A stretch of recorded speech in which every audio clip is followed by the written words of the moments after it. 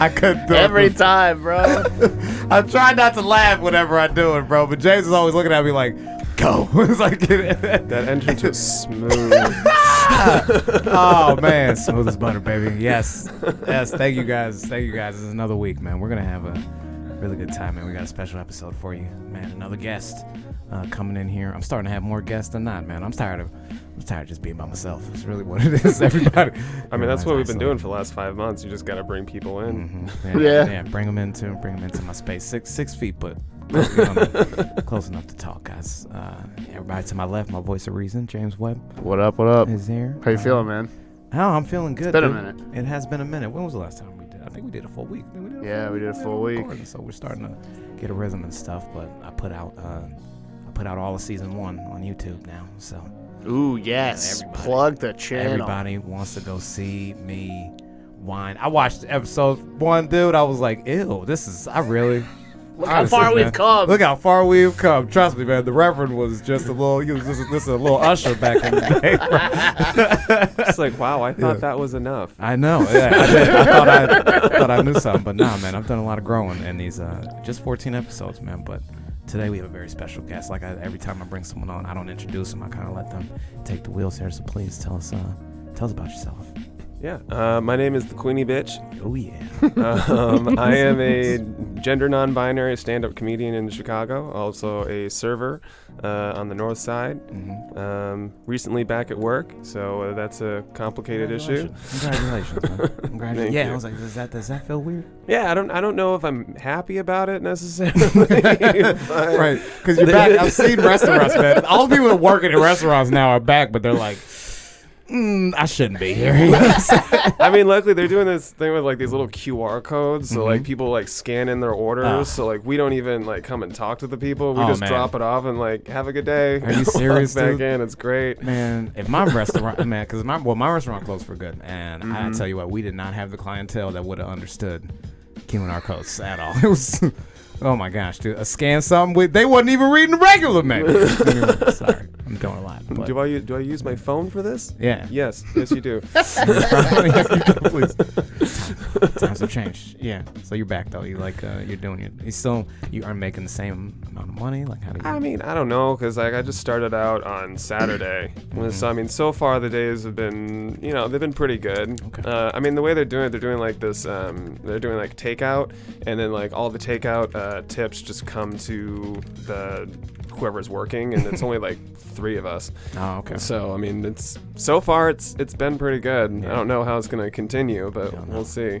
I'm just happy it's not like I'm hearing like horror stories of other restaurants that are coming in and they're just like, no, we're not going to test everyone. We'll just see and get in there and it's fine. We'll do some, indoor dining. It's just like, Jesus. Yeah. We've seen some, dude. In some parts of Chicago, like we was just like, y'all gonna get us closed. Like seriously. Yeah. Like I'm convinced that my restaurant couldn't come back because of a lot of restaurants in the area. I feel like there's a certain point where I'm kind of like, just close it. I don't know. I'll just fire me. I don't need to come for real. You'd be better off. Yeah. I'm like, I'm okay. Remember the times you used to fight for? Like, am I about to put my life on for some cheeseburgers?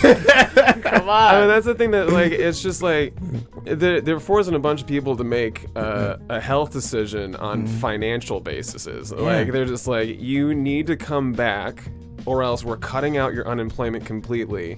But if you make the health decision to stay home, then, or if you come in, then we're going to put you at risk, and you have absolutely no control because we're the boss, and we're going to just do the law of it. But as we all know, this country has not been doing very good with the laws as far as this pandemic goes. Oh, you tell them. Exactly. They would. I mean, even still, they're just like, wear half the mask. Wear it in the daytime. It's good at night. I'm like, this dude is still wear a looser mask. Exactly. You'll be able to breathe better on your friends. If you can't fit three fingers in between your mask and your face, make sure that if you're gonna sneeze, you take the mask off and you aim at your friend's face.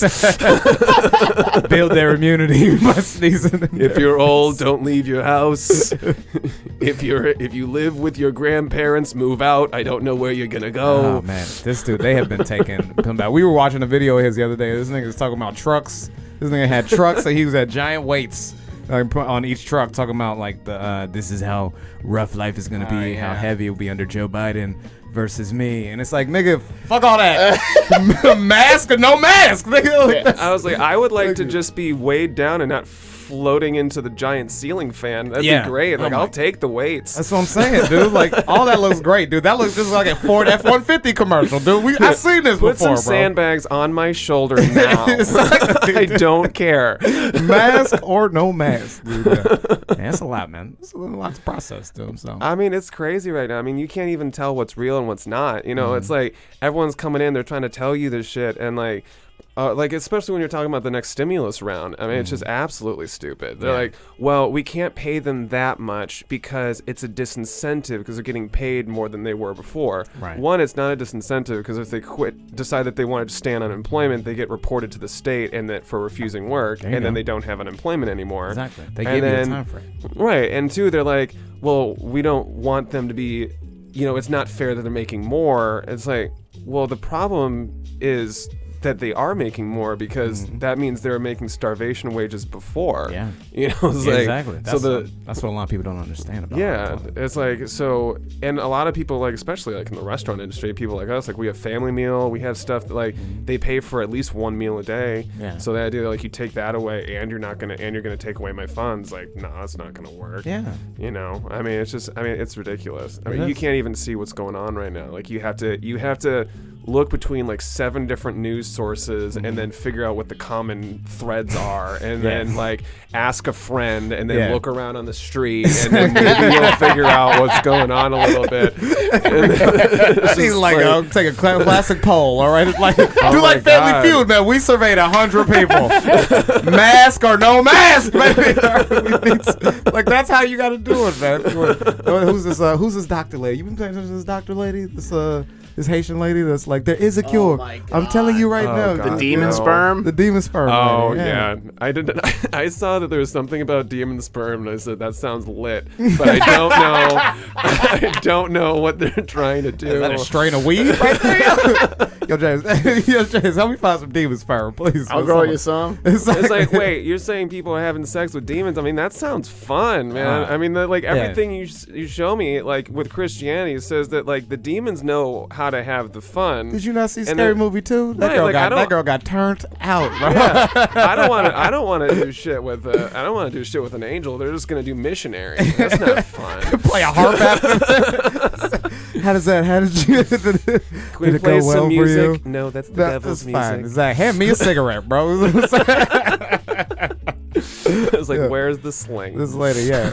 Oh man, get me in this. That's it. But yeah, the misinformation is it's crazy. It's crazy. I mean, it started from the beginning. I mean, it started when they started treating this thing like it was a hoax. Yeah. They started treating a pandemic like it was a PR issue. Yeah. It's like, you can't just lie this one away. It's worked with everything else you've done. Literally. So congratulations. Literally everything else. None of us knew that you could lie this brazenly and have 35% of the country believe you. He was getting away with crazy shit. They're like, yo, we caught you doing it. Like, no, you didn't. Well, he's even lying in a press conference with the doctor right next to him, like, no, don't use hydroxychloroquine. It will kill you. I don't know. I'm just saying try it. What have you got to lose? Apparently your life. That's the problem. And then people died from it, and those specific Trump supporters said, we're not Trump supporters anymore, and everyone else is like, pussies. Oh, you just gonna let the death of your mother get in the way? Oh, I get it. Your husband's dead, and you almost died too. But, like, can't you just be a little stronger about it? Secure your freedom, man. We're trying to make this shit great. This is not how you make America great again. Yeah, exactly. Okay? Everybody's got emphysema. I don't think America's that great, dude. I could barely breathe in this country, dude. Oh, yeah, nah. I'm telling you, bro. That is. And they're like, and then they're doing like the COVID parties. Because like even Trump and everyone, they're like, it'll be good if everyone just gets it. And then we'll go away, and then then like 50 million people died. Those people that believe that, dude. Yeah. I did. Early on, I had one of my friends was talking to me, and he was like, "No, we just all need to get it." He's like, "No, I'm trying to get someone to cough." I'm like, "Right." I was like, "No, you're stupid, bro. Like, don't do that, man. That is look at Herman Cain. This is exactly what happened to Herman Cain. All right, you know what I'm shucky saying? ducky. Exactly, dude. He was out there. See what happened? We keep telling y'all, Candace Owens, you better stop talking with no mask in front of these white people. All right, you gonna catch it, bro. I'm telling you. Candace Owens. Yes. That's what they did. Every time I hear her name, I want to bang my head against the wall. It's ridiculous. I don't know what the female version of an Uncle Tom is, but that's exactly what that bitch is. Candace Owens. I think we should just call it a Candace Owens. Just Candace Owens. That's got to be the name, dude. Because she is out here. She was just out here just talking crazy stuff, man. And what sucks is like you look in her eyes. Like I said this before on the podcast. You look in her eyes and she's like, help me. I'm in too deep. It's like, I made a decision. I don't know how to undo it, but I'm here. But they kept telling me to say bad things about black people, so we're all criminals.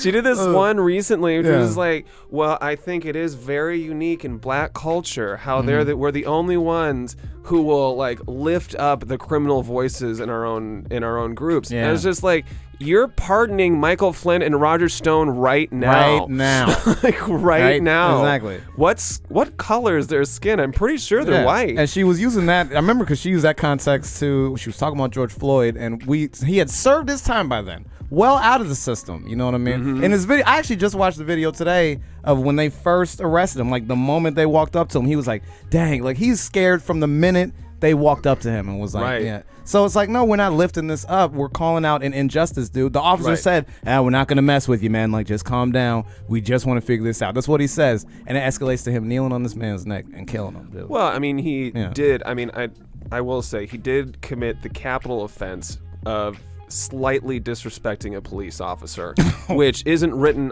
in any law book, but apparently it is the one law in America that needs to be followed. I keep forgetting that. You know, and I really wish that they would put that on more things, because I'm a server and I've been treated like I'm an inhuman plenty of times, and I've never taken a gun out and shot them in the head as much as I might have wanted to. Yeah. You know, exactly. Because apparently I'm the only one who's going to go to jail for that shit. Exactly. You know?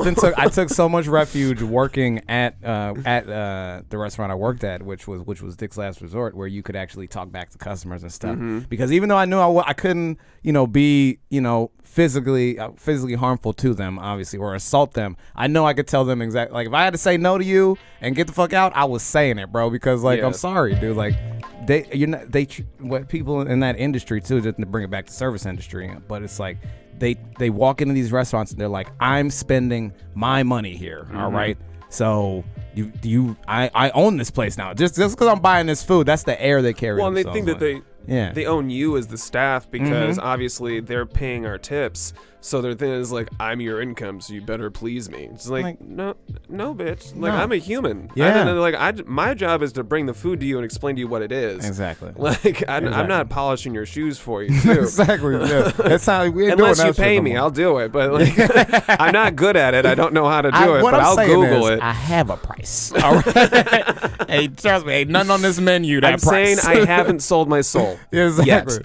Well, we're working on these chicken fingers, though. You know what I'm saying? If you could buy 2 appetizers, then you could talk to me. I'm just saying, $100 will get me at the table. Yeah, exactly. But that's how I did. Oh my God. Oh, so we have a comment section here. This is something you'll be able to look at as well.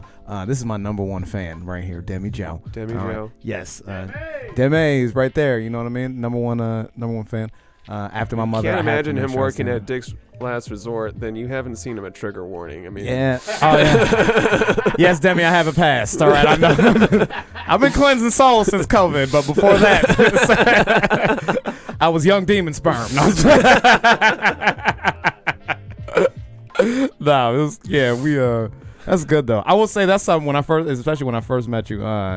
Let's switch gears a little bit because I do want people watching to get to know people I have on. There was I'll say there was a confidence you've always had in yourself that I think a lot of people gravitated towards or were intimidated by, but either way, because we talked about Trigger Warning, that was an environment where I got to get to know you more and everything. I was hoping, would you like to speak on that? Maybe what would you say that is, that energy? Because I know it's not demon sperm. I already took that one. You can't have it. Well, I mean, that's part of it for sure. I mean, you can't really take out the demon sperm because or else I wouldn't have been gay. Right. But according to that doctor, right? I guess. I mean, that's what she says, and I mean, the priests have been saying that to me for a long time. You see the passion she has when she says stuff like that. I feel like she knows. No, but like, I think the confidence came from, I mean, it's part of it came from my time in the restaurant industry, working at, like with Michelin star chefs and having to find my way and, make my point heard. But right. I think a lot of it just comes from, struggles that I've had in my own life. I'm being gay, and then also realizing that there was, like, gender-wise, I wasn't necessarily exactly what people would call normal, which I personally call a disease, but I've never been infected. Right. But I don't know, from that and taking that time and realizing who I am, and then figuring out that I needed to put that out in front of people, it kind of forces a level of confidence and understanding of yourself that I think a lot of people don't really have yet, and it's something that you need to work on. I think my family has it too, but especially once you start walking out of your house in heels, like if you're not confident, you're scared, and you're using the confidence to hide the fear in some situations, right? Especially in the beginning, like I was walking out, and I remember I was with my mom. And like my mom is the voice of my inner saboteur in a lot of situations. It's like does seem to be mom, yeah. Because I have that thing in my head that tells me like, no, this is too much. Like you're doing too much. You need to dial it back. People aren't going to be comfortable. Right. And then there's a certain point where you kind of have to say like, no, I'm me, whether they're comfortable or not. Yeah. Like this is still going to be here. And I remember I was it was my second time ever going out for comedy, and I got my heels, so I was wearing them for 2 weeks in the house, getting used to them. Like, I'm going to wear them. I'm going to go. I'm going to do it. And we're at my mom, you can tell, like, see the fear in her eyes. She's like, is this a good idea? Yeah. And I'm like, probably not. But we're going to do it anyway. They're hard to walk in. Right. Like stairs. Are not fun. Saw that first staircase, you were like, "Ooh boy!" This came up at Comedy Bar, and I was just like, "This is 3 stories." Yeah, and then, that spins too. Yeah, and right after everything closed down, people were like, there's an elevator, right? I was like, no, no one told me. No, but I was about to leave and going out. I'm just wearing 6-inch heels, and I'm just like scared shitless in my head. Like my mom can see that I'm like sweating with this, and she's like, "Well, this is your last chance if you want to take them off." And I was like, "Do not tell me that right now." Yeah, like, exactly. If you say that, I'm putting them down. Yeah, I cannot have you coming in. And I think partially through like understanding myself, and as far as being gender non-binary, I think that was like the final nail in the coffin for me in a lot of ways, because I realized in a lot of ways I was putting other people's stuff on myself, and then I was putting things on myself that people had said years and years ago, people who aren't even in my life anymore. Gotcha. And I had everyone around me was being very supportive, but I still had that mindset of I'm going to make them feel uncomfortable. And at a certain point I realized like I'm not making them feel uncomfortable, I'm uncomfortable, and that's something that I need to figure out and I need to break through on my own. And then once that happened, I was just like, I'm me, bitch. Like I'm gonna come up here, I'm gonna do this, I'm gonna say what I'm gonna say.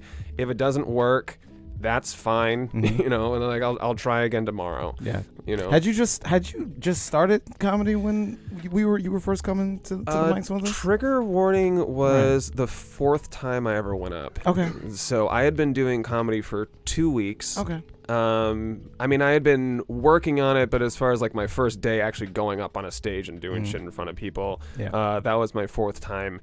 I thought I was going to the Beef. Oh yeah, I thought I was going to a different open mic, but I just saw, I was like, Trigger Warning, that sounds like the one that I was looking for. I'll just go to that. And it was like everyone just had a whole bunch of attitude and shit, and people were trying to like put me in their bits, and I was like, this is perfect. It's great. Yeah, right. Like I'm good at banter. Yeah, that's exactly that particular mic. It comes up a lot.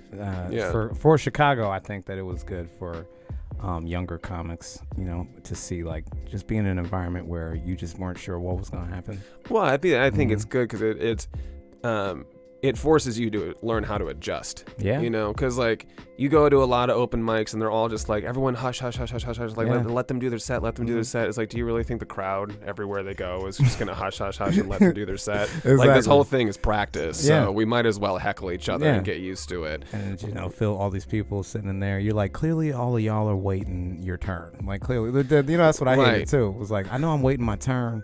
So, like, if I don't want to watch, I don't have to watch. But if I'm going to watch, I would like to engage. Well, and people just keep going to the other side of the bar and just checking out because they can't get involved in the situation.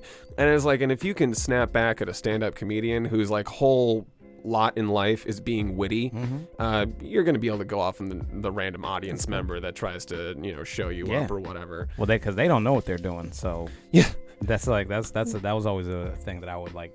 Something I told myself is, if I'm going on stage in front of somebody, if I'm talking in front of an audience, they don't know what I'm doing. You know what I mean? They don't know what I'm doing. They don't know when I've messed up. Exactly. You know, they don't know that. So I have to hold that level of confidence in myself to know that I'm steering this ship. You know what I'm saying? You gave me this microphone. You gave me this. You know, you gave me this microphone and put this light on me. You know what I mean? Inherently. Unconsciously, you know, I've told you that I'm the focus of the room where I need to be. Right. You know what I'm saying? Well, I mean, I think it's just, I mean, yeah, it's a matter of confidence. It's also just a matter of just like relax. Just like try to have fun with it.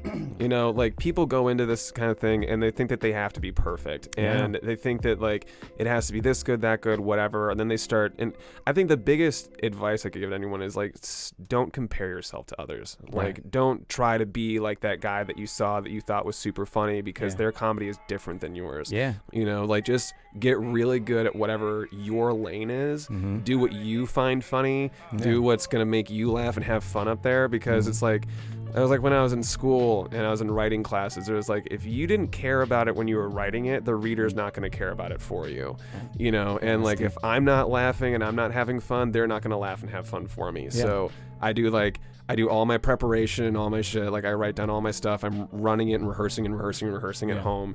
And then once I get to the mic or the show, it's just like, my mind says, you've done the preparation, just have fun. Let's do it. Yeah. Now just relax, you know?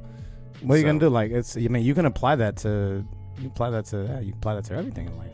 Because it's just like you said. If I know who and what I am, you know what I mean. Someone else can't come in there and tell me anything different. Exactly. And you're gonna naturally make your own niche. You're gonna make your own path.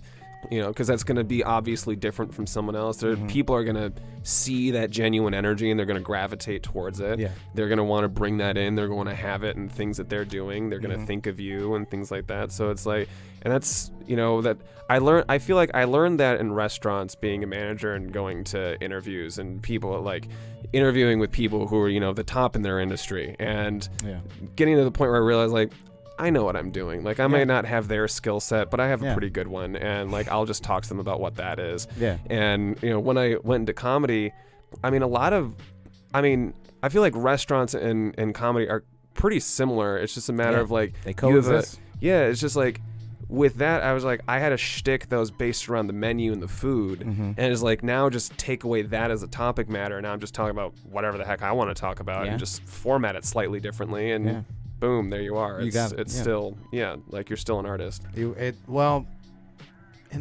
artist?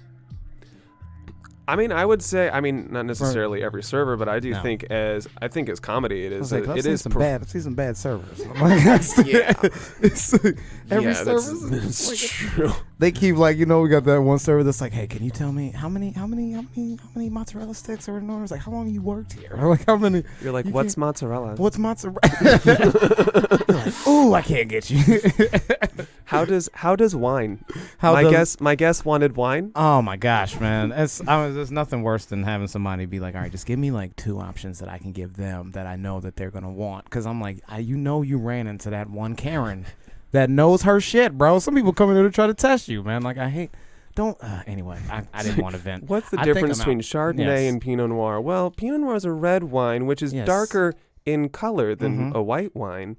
But there's also Pinot Grigio. It tastes red. I like red. I'm wearing red. It's the uniform. Just like, what are you doing? I think I'm done. I think I'm gonna try and done with restaurants. I think I'm out to restaurants. I'm the same way. Yeah. I came back to work and my first day. They're like, "So how are you feeling being back?" I'm like, "This is the last restaurant I'll ever work." yeah. They're I'm like, "Not I need a new surprising." tray. Okay. What would you do if you had a new tray? Because I need to figure out mine. Well, that's the thing. I have no idea. Mhm. I think I realized, because I used to think that this was going to be my thing. I was a sommelier. I was studying. I was going nuts about all this shit. And then at a certain point, I think I realized, like, I don't want to be a manager again because I'm working 70 hours a week doing that stuff. Like, I like actually having time to do what I care about doing. Yeah. And so I kind of took a step back from that. And then with all the pandemic and everything that was going on, I started realizing, like, I don't miss serving at all. No. And I'm really not looking forward to going back. Like, Yeah. I think I need to find something where it's just like, I don't know, like I could work at CVS. I just cut my Just not that.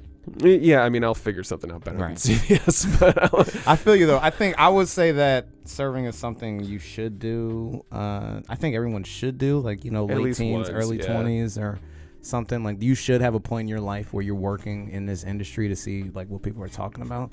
But at a certain age or at a certain point, however long you can put up with the industry, you just gotta, like, at some point you're just like, I will not be this person anymore. You know what I'm saying? Yeah. Like, I just like, I can't do it, man. I have this long-standing war with Karens. All right, like, I am giving a full frontal assault. All right, I called them out in the 8th episode. This is number 14, and I'm still going. All right, I'm coming for you, Karens. Okay. Anyway, I can't, like, that was my public enemy number 1. You know what I mean? Just some lady that was like, I came into your restaurant and I'm gonna tell you the rules, and you're wrong if they don't fit mine. It's like, I love Karens because I don't apologize to them. You shouldn't have to. No, I'm the one that's just like, I just tell them, like, well, this is the policy. This is why we do it. Well, I don't like it. Understood. Like, why? Like, is that what I'm saying? Why is that my problem? Right. I didn't make it. You know Like, what I'm saying? I'm just the foot soldier. Yes. I didn't even write these rules. Thank you. You Like, like you want my to talk to somebody, you go right on ahead. Thank you. It's not going to be me, though. I don't know what to do. Like, I can't help. My last name is not Mr. Last Resort. All right, that is not. Stop asking me this shit, bro. Like, I couldn't. Yeah, man. Like, yeah, I can't. I feel like they're getting worse in the pandemic too, because they still want to have that, like, bougie idea that they're in control, and we're all like, no, we're literally going by federal guidelines right now. Like, Jesus I Christ. had this guy yesterday. He was just trying to. He was angry because we were bringing out plastic cups for his wine, and we're like, you're dining outside, sir. Like, we're not going to bring glassware out here so you can run the other way and also, or break it or whatever. And we're not going to then touch it after you just put your mouth on it. No, those days so are we're done, using, bro. yeah, so we brought on plastic stuff. It's all compostable.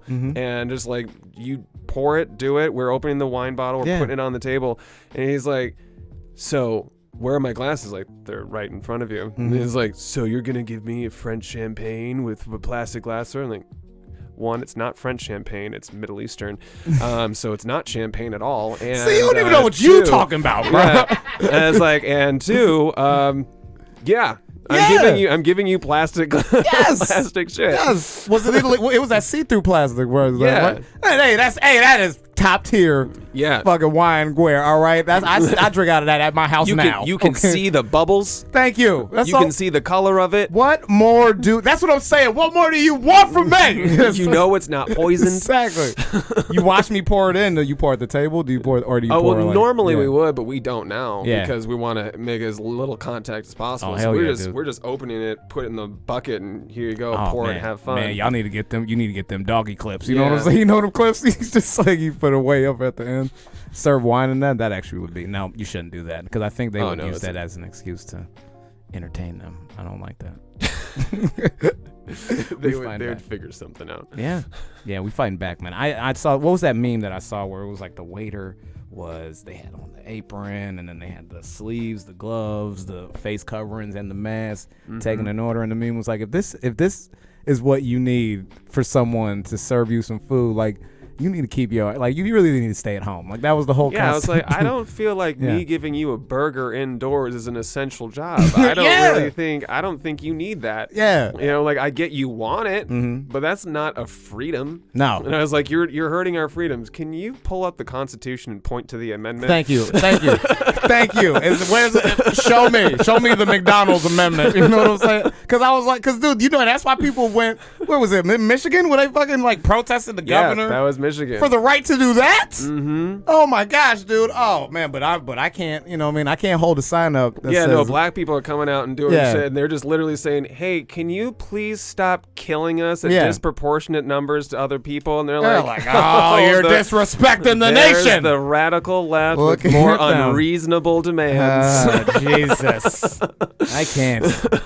If we stop killing them, then we can't. We can't be alive to go to these restaurants. Well, the thing that's fucked up about it is then we keep talking about this ridiculous shit with the protests that are just asking for this really basic piece, which makes it so we can't even talk about the real problems, within the culture. We can't talk about redlining in districts and how it's taken down housing costs, which then takes down public education funding. We can't talk about the fact that the only way that we ever fix up a neighborhood is through gentrification and bringing a bunch of white people in. We can't talk about all the people that have lived in an area that are getting shit on every single day, and we just keep doing. We set it systematically so that it will do that. Yeah. And then, but we can't even talk about the fact that we're getting shot for no reason. Yeah. And they're like, well, what about black on black crime? It's like, well, what about white on white crime? That's what I'm saying. Yeah. What about how about the fact that we're the most segregated country in America people do crimes to people they know? Yeah. So it's like, it would be black on black crime. So are we going to say it really sucks. There's not more biracial crime. Right. It's like, that's not something we need to fix. We need to make it so that these people aren't desperate enough that they need to commit the crimes in the first place. Thank you. And if you're angry about how people are protesting, you probably should have listened to them sooner. We did the kneeling, we did the marching, we did the writing our congressman, we tried voting. Yeah. But how's that going to work? You have the one guy who is going to make everything worse, and you have the other guy who thinks everything's fine. Yeah. So it's either the only thing it's ever going to do is get worse for you. You know what's crazy? Trump and Pence, they literally show both sides of what that white majority is. You know what I mean? The ones who will actively combat and go against what's going on, and the other one that will stand right next to it. That's why I ranted about this. Mike is standing there, bro. Just I don't know what you mean. What? And you see he's squinting his eyes because he's literally turning a blind eye. It's right in front of your face, people. He doesn't care. He's a nut job himself. He's already a religious zealot. He's I he just don't want them pictures from Magic worse City. Than Trump. Yeah. Well, I mean, he's got friends and shit. So. Well, the thing about Pence, he doesn't have the star power. He's not going to take us into some weird situation to know that. Yeah, he does. No one cares about what he's got to say. Let Ringo get up back in the '60s. Back in the '60s, Ringo, let him get up and be like, "All right, I'm gonna sing this one, guys." He doesn't have any charisma. He just sits there as I don't know what mother wants me to do. No, they called it Hall and Oates for a reason, all right? Oates was not leading none of them songs, bro, for real. Man. I mean, he's nuts, too. I mean, they're all crazy. I mean, that's the thing. Then you have McConnell, who's literally saying, I'm the Grim Reaper. It's why are you advertising that? Isn't your whole job to get stuff done? You're my whole thing is I don't get stuff done. And yes. And I wish I could say that at work. Yeah. My whole thing here is I'm actually not going to serve the tables. I can go up on stage. My whole thing is I'm going to try to not make you laugh today. And just stare at them. Aren't you entertained? Isn't this great? I don't know if they got a puncher clock in Congress, but this is dude punches in and goes, not working. Writes that down. How is not working? It reminds me of something that one of my back when I worked at this grocery store out in the suburbs. There was this person. He went over, clocked in, and then went back into his car and took a nap for 5 hours and then came back for his shift. He was fired for that. Yeah. I don't know what's going to happen to Mitch McConnell, but he seems like he's going to get reelected. Yeah. I don't know what. I don't even know what district. Where his. I mean, he's Kentucky. Kentucky. I mean, he has he's fine, man. Yeah, he had what was it? He had the it was a black candidate and this white woman that was going in, and unfortunately the black candidate, who was obviously far more progressive, ended up losing it. So now I'm just like, okay, McConnell, you're gonna be back. This is great. I mean, of course Mitch McConnell is gonna be back. Like, all the House of Cards is about Mitch McConnell. All right, right now he's it. Yeah, he is. I mean, you get guy, rid man. of him. I'm like, look, I don't want to wish death on anybody, but Trump and Mitch McConnell, I'm fine. I would, you know what I mean. And honestly, in no particular order. Right, and I would then alert the Westboro Baptist Church to protest their funeral. Yeah, please. You think they'll do that though? They're gonna do it to my people. They might as well do it to theirs. Thank you, man. They've been a little quiet lately, man. Now we got all the numbers now. You don't see Westboro out there no more. Westboro's like, this is dangerous. Exactly. Whoa, we don't have enough backing for this, man. You can't be just be going out there throwing blood on these people now. Like, we need to get some security forces. I'm kidding. Exactly. The police will be there to take care of us. This is true. Brings it all comes full circle, man. This is nice, man. So we at this point, before we close things out, I do open it up to anybody watching, commenting and stuff like that. We know Demi Joe was in there, rocking the space and everything. What is she saying right here? This is amazing. Thank you, Demi. Yes, that's great. Oh, here we go. This is a good question. Queeny, what eyeliner do you use? And what is your lip? Also, your highlighter. It looks great. Give us all your tips. Okay, please. so let me keep reading that so I don't miss something. Okay. Eyeliner I use Krylon Professional Makeup. You can see they're in Lincoln Park if you want a store. They also deliver. It's a gel base, so you need to have a liner brush to apply it. For lip, I use a nude Sephora lip stain and let that dry, and then put black eyeshadow over it with a lining brush. You better be writing this down, then. Yeah. She thought it was simple. She's like, I was thinking Maybelline. The hell nah, man. And then for highlighter, I use Krylon TV paint sticks to get the color on, and then for actual shine, I use Krylon satin powder, and then also Becca shimmer. Oh, nice. Do you do that? Do you do that as like a business? You have a very I've just started painting other people. Okay. You know, because you get really good at painting your own facial structure, and then all of a sudden someone has a slightly different eye shape. You're like, how the fuck do I? It's like, yes. They're like, make that for me. You're like, okay. It's like, your eyebrows are too low. I don't know how to do it. Yeah, but that's good. I mean, it does look nice though. I'm sure a lot of people want to know. This took a lot of time. I was sitting there just like, I did the line up top, and I accidentally did it slightly wrong. My roommate's sitting there, he just hears me go, fuck! And he's what? He's like, nothing. I grab a tissue paper, like, fucking it's like, what can I do? What's going on? It's like, just leave me, just give me some time. You just sit on your phone, sit on the couch, and you don't say nothing. Not a thing.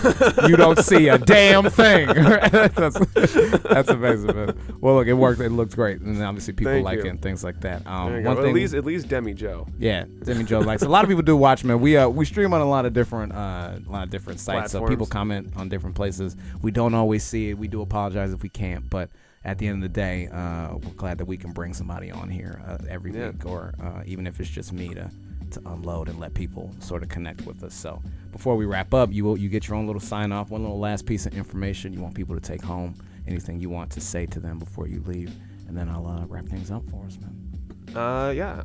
You can find me on Instagram at Queeny Comedy. It's QUEENY Comedy. I post a lot of makeup looks on there. I haven't been recently, just because I felt like it was slightly inappropriate with everything that's going on right now. But as things change, that will come back up. Also on there, you'll see as things go and comedy shows start getting booked, it will be posted on there as well. Other than that, I don't know. Text me, DM me. I might come over and do your makeup for you if you need it. Hey, there you go, man. We might have a little business starting right here, man. I'll charge you for sure, but we'll see what's going on. Hell yeah! Pay me what I'm owed. We'll talk about rates later. Yes. I love it, man. I love it, man. We're glad you had you, man. Did you have a good time, man? Yeah, it was a fun show. Feel good, man. Cleansed? Do you feel cleansed? Yeah, I'll be back next week. There we go, baby. Hey, look, I take pride in cleansing these souls, man. And honestly, we thank you again for coming. Thank you for blessing us with just a little bit of you and your heart and everything that was on your mind, man. And again, anybody watching, if you want to be, have a chance to talk, somebody, send them our way, man. We want to keep creating that platform for people who feel like they can't be seen, can't be heard, who are marginalized in any way, to sort of, let everybody know what's going on with them. Because if you see it, you see us doing it, makes you want to do it more. So. And if you need help, call your auntie Queeny. Call your auntie Queeny, man. Yeah, I'll come find a bitch. Hey, she'll get you right, man. I'm telling you, dog. I'm telling you, man. She don't play in these streets, bro. All right, for real. But like I say every week, can't all be perfect, but we can be people. All right. And thank you guys so much. Y'all have a good night. And that's it. How we There we doing? go. Yeah.